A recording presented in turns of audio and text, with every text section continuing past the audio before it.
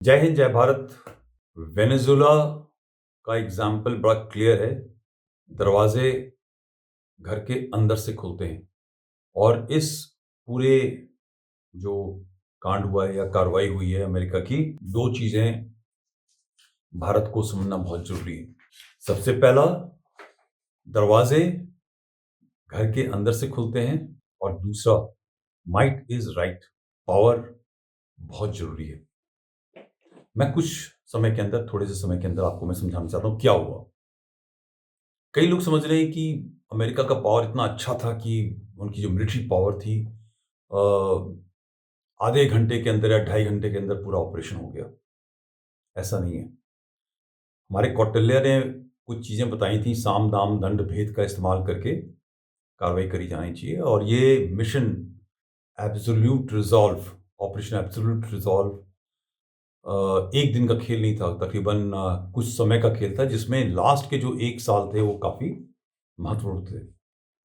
और क्यों हुआ ये भी मैं बताना चाहता हूँ। कई लोग कह रहे हैं ऑयल का खेल है, रिसोर्सेज का खेल है। अमेरिका के कई लोग नार्को टेररिज्म की बात कर रहे हैं कि ड्रग्स का सेल हो रहा था अमेरिका के अंदर, इसके लिए मडुरो को उठाया गया। एक देश के अंदर घुस के उसके टॉप लीडरशिप को उठाना, उसके साथ में उसकी पत्नी को उसके घर में सोते हुए उठाना और अपने साथ हेलीकॉप्टर में डाल करके और वापस पूरे देश के ऊपर से उड़ते हुए आप अपने इंटरनेशनल वाटर्स में अपने शिप के ऊपर लेके जाओ।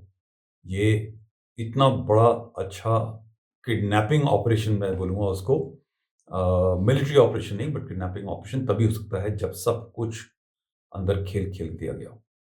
पिछले 1 साल के अंदर उनके CIA, इंटेलिजेंस एजेंसीज के लोग मिल करके, जो मेरा मानना है, वो अंदर से खोखले करते चले गए। उन्होंने क्या किया कि जो उनकी टॉप लीडरशिप है, पॉलिटिकल, मुझे लगता है पॉलिटिकल, मिलिट्री लीडरशिप, ब्यूरोक्रेसी, जो बहुत इंपॉर्टेंट इंपॉर्टेंट लोग थे, उनको धमका करके या पैसे का लालच दे करके उनको खरीदा गया, ताकि जब ये अटैक हो, जब इनके हेलीकॉप्टर्स अंदर घुसें, तो उस टाइम के अंदर जो AD का सिस्टम है, मिसाइल्स का फायर करने का, एयर डिफेंस का सिस्टम, वो ना चले, लाइटें बंद हो जाएं, कोई रिएक्शंस ना हो।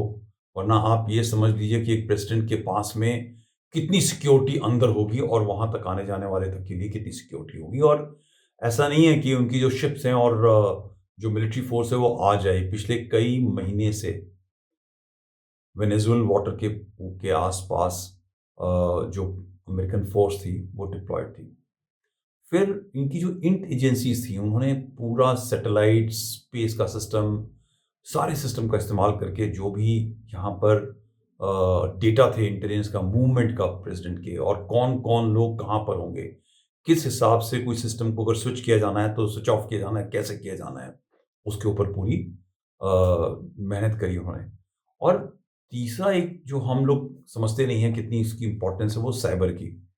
अगर ज़रूरत पड़े तो आप किस हिसाब से जो हमारे जो दुश्मन देश है, टारगेट देश है, मैं दुश्मन भी नहीं बोलूँगा, बट टारगेट देश है, उसके अंदर की जो सिस्टम है उसको आप डाउन कर दो, लाइट बंद कर सकते हो, पावर सिस्टम बंद कर सकते हो।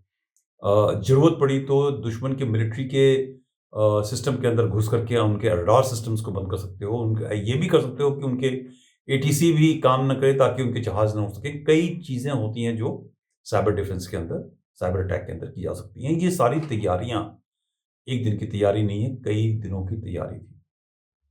मगर जो ख़ास तैयारी हुई, वो थी मडुरो के, उसके जो क्लोज़ इनर सर्किल, जो प्रोटेक्शन वाले थे, उनके साथ। किसको खरीदा गया, किसको धमकाया गया, किसको किस तरीके से ब्रेक किया गया, वो एक बड़ी सोचने की बात है। ये भी याद रखें कि प्रेसिडेंट मदुरो की जो क्लोज़ बॉडीगार्ड्स थे, वो क्यूबन थे जो मारे गए। मगर जो वेनेजुएलन थे, उनमें से बहुत कम लोगों को का नुकसान हुआ, और जो टॉप लीडरशिप थी, वो वेनेजुएलन लीडरशिप थी, वो भी शांति के साथ में दरवाजे खुले, हेलीकॉप्टर्स आए और एक ऑपरेशन आधे घंटे के अंदर खत्म हो गया। एक चोकिंग ऑपरेशन चला। चोकिंग ऑपरेशन था जिसमें सारे आपने देखा होगा कि कई दिनों तक ये कहना कि ये वाली जो शिप है, ये बोट है, उसके अंदर ट्रक जा रहे हैं, उसको यूवी के थ्रू अटैक किया गया, एयर के साथ अटैक किया गया और उसको बर्बाद कर दिया गया। और वो ये सब काम क्यों कर पा रहा था अमेरिका? क्योंकि पावर है, मिलिट्री पावर है, टॉप नंबर की पावर है। आप ये समझिए कि जो चाइना के बारे में हम बात करते हैं कितनी तेजी के साथ चल रहा है, उसका भी डबल मिलिट्री पावर उसके पास में। और चाइना के पास में इंडिया से 4 गुना मिलिट्री पावर की दुगनी मिलिट्री पावर की शक्ति बताते हैं, अगर पैसे के हिसाब से और इक्विपमेंट एक्सपेंडिचर R&D के हिसाब से अगर देखा जाए। वो बात दूसरी है कि इंडियन फोर्स के पास में, मिलिट्री फोर्स के पास में एक एक्सपीरियंस है, एक ह्यूमन रिसोर्स ऐसा है जो कमिटेड है। उसकी वजह से चाइना हमारे साथ ज़्यादा खिलवाड़ नहीं कर सकता है। बट ये जो मिलिट्री पावर है वो होना बहुत ज़रूरी है, और मिलिट्री पावर होने के साथ साथ उसको अप्लाई करने का एक मादा जो होता है ना, एक हिम्मत, वो भी होना चाहिए।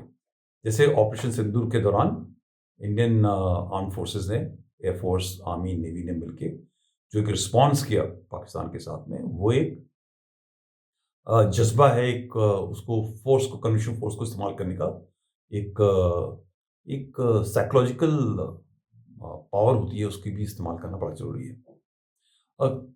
चलते हैं वापस वेनेजुएला के ऊपर।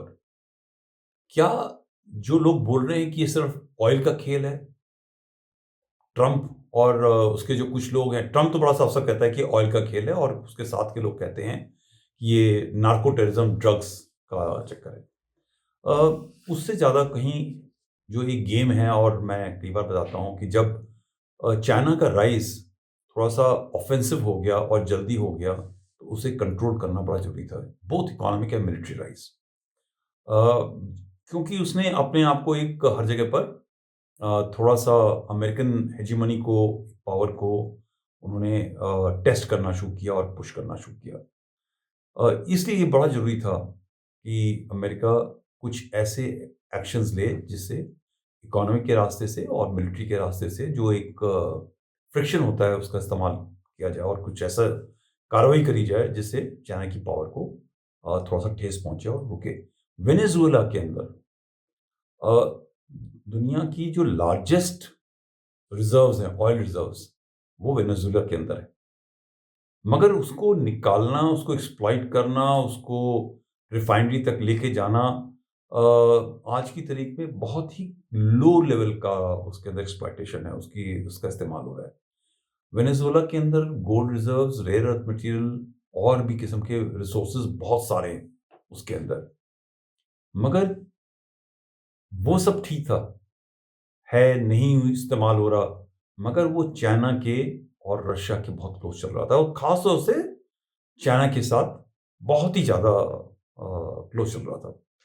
और ये जो चीज़ है, ये इनको बिल्कुल अच्छी नहीं लगी, क्योंकि आप ये समझिए कि अमेरिका के ठीक बैकयार्ड के अंदर, अमेरिका के साथ के इलाके के अंदर अगर दूसरे देश वहाँ पे आकर के अगर ऑपरेशन करने की कोशिश करें, उनके साथ में साठ-गांठ करने की कोशिश करें, तो ज़ाहिर है किसी बड़े देश को अच्छा नहीं लगेगा। और इसका एक लेसन हमारे देश के लिए भी है, इंडियन स्ट्रैटेजिक कम्युनिटी के लिए है, इंडियन टॉप लीडरशिप के लिए है, कि हमारे भी देश के आस-पास कोई दूसरा देश अगर काम करने की कोशिश करता है, इन्फ्लुएंस करने की कोशिश करता है, तो हमें अपने रीजन को भी कंट्रोल करने की एक क्षमता धीरे-धीरे बढ़ानी पड़ेगी। आज हम उस स्टेट पे नहीं है, मगर हमें उस लाइन के ऊपर सोचना बड़ा ज़रूरी है।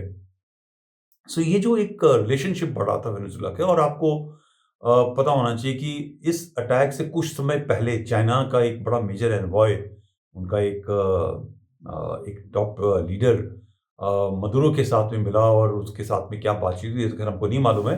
मगर ये समझिए कि ऐसी ऑपरेशन उस दिन करना जब चाइनीज़ एनवॉय उनको मिला हो, और आप रात के अंदर उस ऑपरेशन करते हैं, एक तरीके से सीधा-सीधा एक सन्नाटेदार थप्पड़ आपने चाइना के मुँह पे मारा। बहुत बड़ा एक एक्शन है, राइट? आप बाकी हर जगह देख लीजिए दुनिया में, जहाँ-जहाँ कोई कार्रवाई हो रही है, ईरान के अंदर आज की तारीख में एक ट्रबल चल रहा है, वो भी चाइना के साथ में था। बांग्लादेश और पाकिस्तान के अंदर जो आज पूरी कार्रवाई चल रही है, जहाँ से इनकी बांग्लादेश, म्यांमार और पाकिस्तान के अंदर से एक इनकी जो लिंक्स है चाइना के, जो चलने की कोशिश कर रहे थे, वो सब के सब आज डिस्टर्बेंस के लिए आज रोके जा चुके हैं।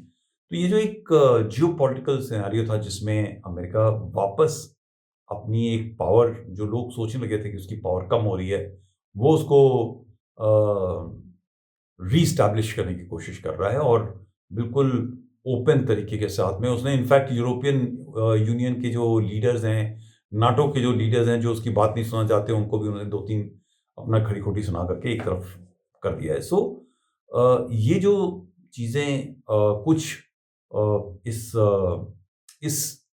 2026 का आज तो 8वां दिन है सिर्फ, और इस 8 दिन के अंदर कई चीज़ें ऐसी हो गई हैं जो बिल्कुल जियोपॉलिटिकल उथल-पुथल की तरफ एक इशारा करती हैं। सो अमेरिकन मिलिट्री पावर का इस्तेमाल साम, दाम, दंड, भेद के हिसाब से मिला करके जब किया गया है, क्योंकि अमेरिका के पास में वो पावर है, और उनकी जो स्ट्रेटजिक कम्युनिटी है, वो देश के बारे में पहले सोचती है, फिर दुनिया के बारे में सोचती है, और दुनिया की जो रूल बेस्ड ऑर्डर हमको अभी तक अमेरिका और बाकी देश बता रहे थे, आज उसने बिल्कुल ओपनली एक ताक पे कर दिया, और उसने बोला कि वेनेजुएला को हमारे जो डिफेंस मिनिस्टर हैं, हेक्सेथ और मार्क रूबियो हैं, जो बाहर के इनके कार्यों को देखते हैं, वो उसको डायरेक्टली वहाँ से कंट्रोल करेंगे। ऐसा कहाँ होता है? तो ये सारी चीज़ें क्यों एक ताक पे रखी गई? क्योंकि उसके पास में मसल पावर है, इकोनॉमी उसकी गिर रही है, बट फिर भी उसके पास में एक इकोनॉमिक पावर है, और डिप्लोमेटिक एंगेजमेंट जो उसने सबके साथ में कर रखी है, कोई टैरिफ के बहाने, कोई मेल मिलाप के बहाने, या जैसे भी है इंफॉर्मेशन के बहाने, वो उसने इसका इस्तेमाल करके सभी लोगों की को चुप कर रखा है। तो अभी भी वेनेजुएला के ऊपर आप अगर देखेंगे तो बड़ी सॉफ्ट वॉइसेस, कुछ चाइना की, कुछ रशिया की, और 2-3 देशों की कुछ-कुछ सॉफ्ट वॉइसेस आई हैं, और वो ऐसे घुमा-फिरा के बोला है, जिसमें डायरेक्टली अमेरिका के ऊपर कोई अटैक नहीं किया है। क्या लेसन है इसके अंदर? सबसे पहला लेसन हमारे लिए है, दरवाजे अंदर से खुलते हैं। आप अंदर जो नेशनल इंटरेस्ट के साथ नहीं चलने वाले हैं, उनके ऊपर नज़र रखें, थोड़ा-सा ख्याल रखें। कई लोगों की जो इन्वेस्टमेंट आज की तारीख में अमेरिका में है, बाहर हैं, ब्लैक मनी है, जिनको खरीदा जा सकता है, इनके ऊपर थोड़ा ध्यान रखें, क्योंकि याद रखिए, जो यहाँ से पैसा कमा करके बाहर पार्क कर रहा है, जिसके बच्चे बाहर चल रहे हैं, जिनके ऊपर कंट्रोल किया जा सकता है, उनके ऊपर नज़र रखना बहुत ज़रूरी है। और दूसरा, मिलिट्री पावर जिसके ऊपर कई दशकों तक ज़्यादा ध्यान नहीं दिया गया, उसको डेवलप करें, बहुत ज़रूरी है। साथ-साथ अपनी इकोनॉमी के ऊपर ध्यान देना बहुत ज़रूरी है। हमारा देश अमेरिका से 200 साल, 250 साल पीछे है, क्योंकि वो उस टाइम पे आज़ाद हुआ, हमें आज़ाद हुए कोई 70-80 साल ही हुए, और किसी न किसी कारण से हमारे जो किसी ने डिसीजन लिए थे, उसकी वजह से हम अभी इकोनॉमी और टेक्नोलॉजी के भी लिहाज से चाइना के थोड़े से पीछे हैं। मगर मुझे यकीन है कि अगर हमारे देश की पूरी जनता ये चीज़ समझे कि हमको अंदर से सिक्योर करना है, हमारी मिलिट्री पावर, इकोनॉमिक पावर को ऊपर बढ़ाना है, तो हमें एक साथ जुट करके अपने देश के लिए आत्मनिर्भर होना बहुत ज़रूरी है, अपना ख्याल रखना बहुत ज़रूरी है। वरना जिस हिसाब से अमेरिका या चाइना, इवन रशिया बाकी देशों के अंदर इंटरफेरेंस कर रहा है, उसी हिसाब से हमारे देश में भी इंटरफेरेंस होना मुमकिन हो जाएगा। एक साथ रहें, एकजुट होकर के रहें, बटे ना, और ना कि बँटने दें। जय हिंद, जय भारत।